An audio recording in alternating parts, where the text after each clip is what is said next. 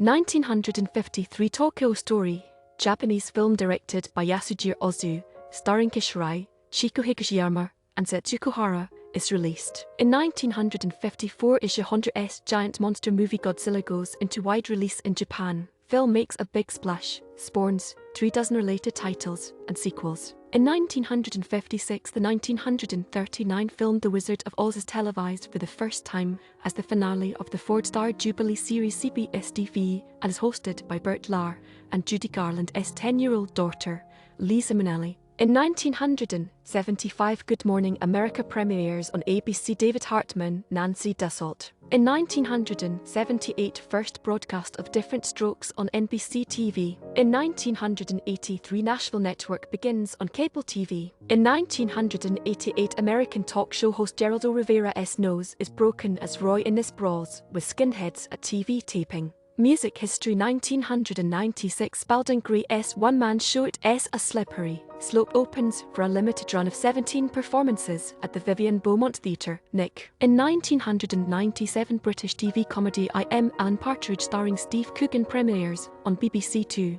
Music history 2019 Olivia Newton-John's black leather outfit from the film Grease sells for $405,700 at auction in Beverly Hills, California.